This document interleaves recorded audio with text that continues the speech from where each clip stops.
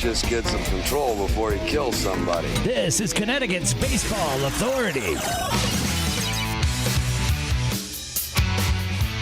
Joined now on the Bobby V Sports Tech Hotline, Eduardo Perez, former Major Leaguer, now ESPN MLB analyst, also Sirius XM on the MLB channel. You can catch his show. It's awesome. Eduardo, how are you, sir? What's going on, Debs? How are you, man? We're doing good. Been 90 degrees last week. Now it's in the 50s again. Kind of, making my senses go crazy, but that's pretty normal around here. So you see that like with the Red Sox game and people in hats and scarves, and it's, one day and then the next day they're sweating their guts out. But let me ask you, going back to the WBC and even the start of spring training, we've seen a lot of injuries, and I don't know if it's more or less because of trying to get ready early. But how have the players adapted to some of the new rules? I just saw Juan Soto complaining about he loved to play head games and take a little extra time before he got in the box and things like that. I haven't heard too many people really complain, especially on the offensive side of the clock. No, on the offensive side of the clock, actually the numbers all around are up. Sounds crazy, but that's the reality of it. And you see a lot more veterans complaining than the younger players. And the way Major League Baseball is, and I've had conversations with them, they're like, look, it's just a matter of getting used to it little by little. And once they do get used to it, I think by July, August, we won't have any issues moving forward. But I'll tell you this, the one thing that a lot of players, and I talked about this on my show this morning, that they do have to make an adjustment, and I asked Pedro Grifol, is the corner outfielders and even the center fielder when they have to lead off an inning. There's a certain time that you have to get there, 2 minutes, that you have to be attentive in the box. So that means you have to hustle. You better know where your equipment is. Not only is it the bat, the helmet, you got the elbow guard, you got the shin guard you have to put on, and then you have to be attentive to the pitcher in 8 seconds. And looking at the numbers of a lot of the position players like Mookie Betts, Oscar Colas from the right fielder from the White Sox. This is why I asked Pedro Grifol, Luis Robert Jr. You go on and on. Mookie Betts, Mike Trout, guys that have struggled leading off innings. I'm not talking about leading off a game, but leading off innings during a game to get back and do it. It's really tough. Yordan Alvarez was the first guy that I noticed it on. When they were playing the Pirates, he was playing left field. He had to come in, and he took 2 pitches right down the middle because he was gassed. And so it's really interesting. So I asked, I've been asking the players. Yesterday I went to Marlins Park. I went to, Lone Depot Park in Miami, and I asked Michael Conforto, I said, what are you doing? He goes, if I'm leading off an inning, we decided as a team, if we're the outfielders coming in, that's for time immediately. And that's what will get you to it. Do you think people are taking advantage of the big bases and stealing bases enough? Well, I don't know if it's so much the big bases as it is the disengagement rule. Yeah. I think, knowing that the pitchers aren't going to be having to go to first base as often as they were, the hold, there's a time to the hold now as well. I think all those things come into account, and I think teams that are not slugging teams are going to have to then make adjustments and try to steal more bags. But early on we saw an uptick in stolen bases, but we're also seeing pitchers make adjustments being quicker to the plate to give their catchers an opportunity. Just watching the Dodgers and the Mets right now, and I'm watching that salty veteran, Max Scherzer. He's got the pitch thing on his glove. PitchCom loves that. Where he loves calling his pitches and things like that. As far as the pitchers and being ready to pitch, we've seen a couple of guys that have gotten called for delaying and stuff like that. I honestly haven't seen too many guys that aren't pitching well. Even I watched Chris Sale last night. He was dealing for the first 4.5 innings, and he got in a little bit of trouble. It looked like it was more like endurance than anything, but he's still throwing 96 miles an hour in the 5th inning. Your thoughts on the pitchers and getting him board? I was a ready, set ball type guy. There's a lot of guys that I played with, the Tom Brownings of the world, and we wanted to keep our infielders in it. Then you had the Steve Traxels that were human rain delays. How are most of these pitchers adapting adapting to today's standards? I think they're loving the pitch comm, being able to have it, and the veteran guys are using it. Shohei Ohtani, and I would have loved to have seen you do this, because you used to cut those sleeves and just let them hang and flail. That was great. They used to drive Marge nuts in Cincinnati. Drove Jack McKeon nuts, too. He made me take my jersey off one night. Probably ripped it in his office. But I'll tell you this, it's he puts it in his sleeve, and he memorizes the buttons of where he's throwing the baseball. So what do you have to do? So it's kind of interesting where he does it, but I think it helps out guys that know how to pitch, guys that know what they want. You have a Greinke that goes out there and look, man, he can go out and know exactly what he wants to do with each hitter 3 pitches before he even throws that third pitch. So it's an advantage to be able to have it. We had Martin Maldonado mic'd up the other day. It was awesome. And he's like, look, it was really cool. It was a little muffled. It was hard to sometimes listen to him, hear him. But to have a perspective of a catcher in the middle of a game, catching Framber Valdez with that 2-seam fastball, the curveball, the swing and miss curveball in the dirt, that's priceless stuff. And pitchers are really enjoying the pitch comm, and so are the defensive position players, the second baseman, shortstop, center fielder, that are also wearing it, and they're more engaged in it.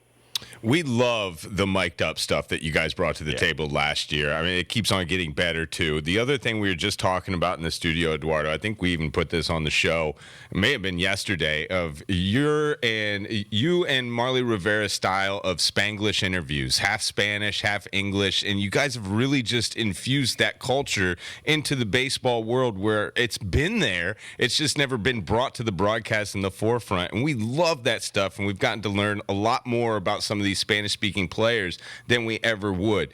Then the conversation was, though, about Shohei Ohtani and his language barrier and him being the face of baseball, the superstar.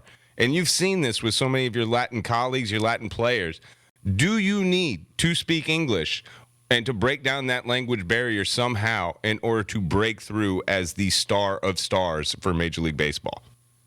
You don't. I think Shohei has proven that. I think kids love his accessibility, even though he doesn't speak the language. But I'll tell you this, he's going to make a lot of money in this game here in the United States, and I'm bilingual. Spanish is my first language. The other day, a couple weeks ago, I had Ronald Acuna Jr. and Juan Soto do an interview from the stands, right? And I told Ronald, I said, we're not using an interpreter. I'm not going to interpret what you have to say. I'm going to ask you the question in English. If you feel comfortable enough to answer in English, feel free. If you make a mistake, Juan or I will help you. We'll pick you up. We've got you. But try to do the best in speaking the language. And then when we go to Spanish, we go to Spanish. It's okay. We have 33% representation of Latinos in the major leagues. We have only 8% of African American. We have way less than that when it comes to Asian players, Japanese, Chinese Taipei players, Korean players. We need to be able to get the fan base, which is predominantly an English-speaking fan base, to be able to connect with the players, not only just by the quote-unquote lost in translation protection we have with our interpreters, who I love, but also I want to be able to get to know those players with where they're comfortable. And, Ichiro, I think, lost a great opportunity. Even though he knew how to speak the language, he just did not want to. He wanted to protect himself. I get it. I understand it, being professional. But at the same time, it's one guy that wanted to be known for his play and not for his say, and I have to respect that as well. Well, and I have to apologize for Americans, because I told Ben this story on the air yesterday, how accommodating Puerto Ricans were when they would do interviews with me when 1987, 88, 94, the 3 years I played down there in the winter. It's never a problem. It's never a problem. So for here, it just seems to be some kind of issue trying to translate, whether it's Spanish, to English, or whether it's Japanese or whatnot. I said, they were amazing and always gracious, and that we're talking 40 years ago. I mean, so, explain that, Eduardo. I mean, growing up, your dad being in the big leagues, and your dad in the greatest English speaker, and neither was Jose Rijo and some other players I played with, but nobody cared. I don't understand why so many people think, listen, my English isn't always perfect.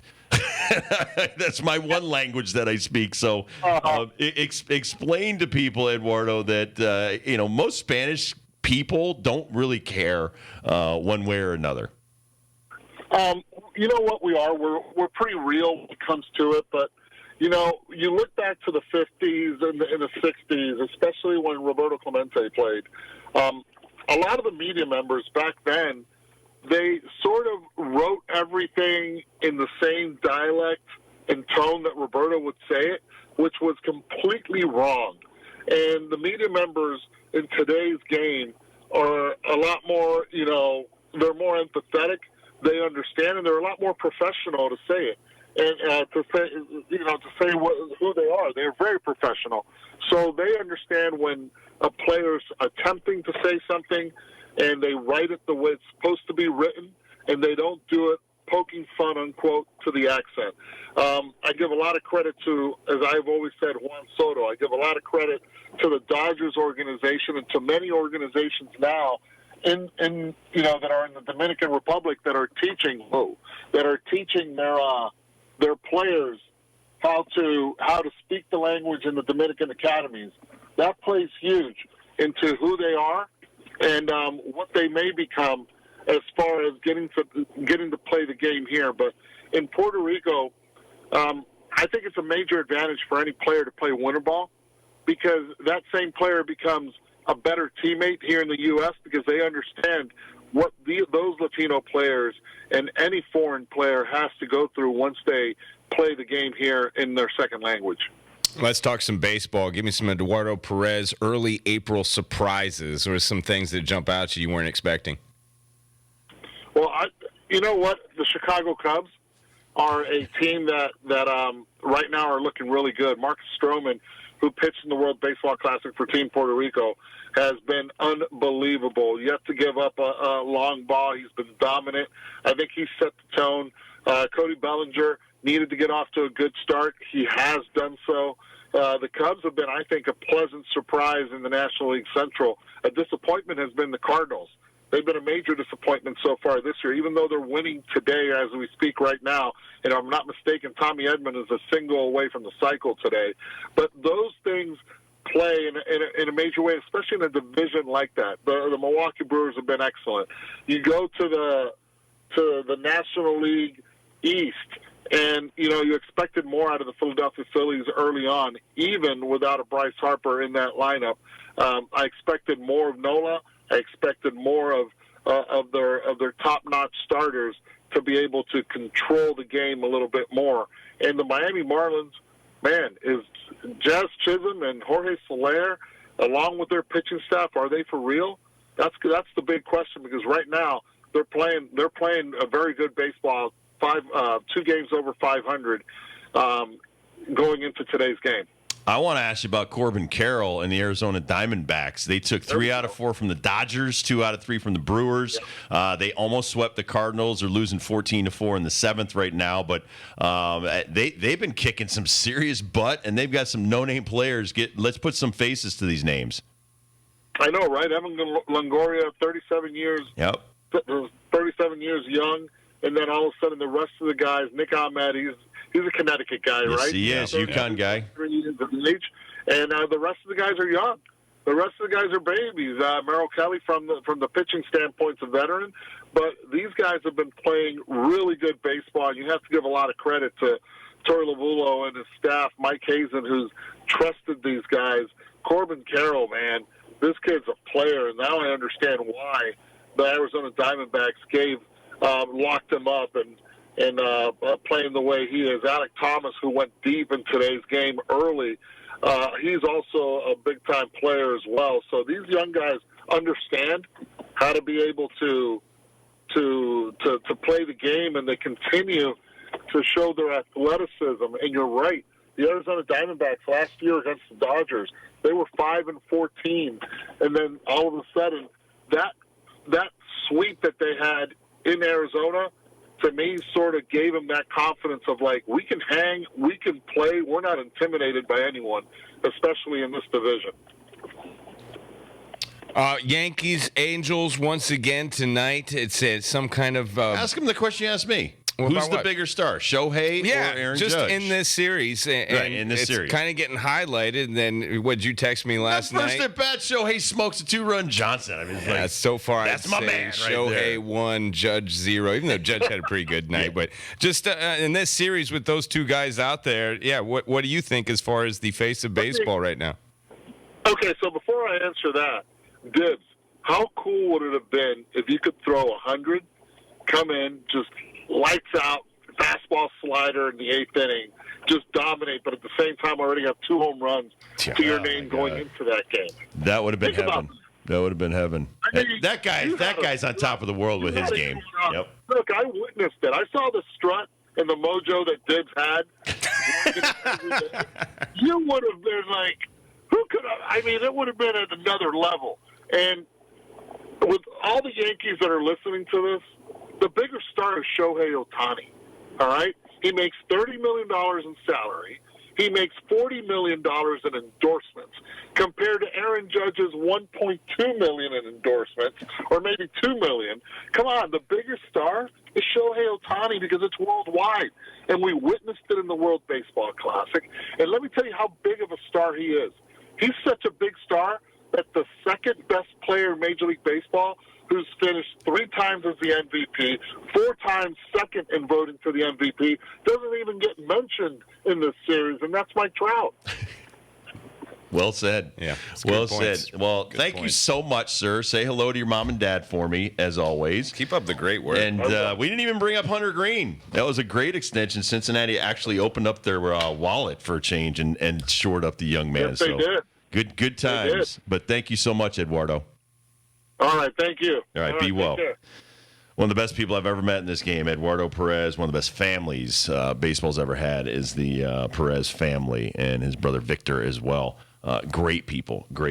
So we'll take a quick break, come back to the First Dibs question of the day, brought to you by Trantolo. And then we got a great interview coming up next hour with the Miracle League. Steve Leibowitz and his lovely wife, Laurel, will be in here in the studio, and so you don't want to miss that either. We'll be right back.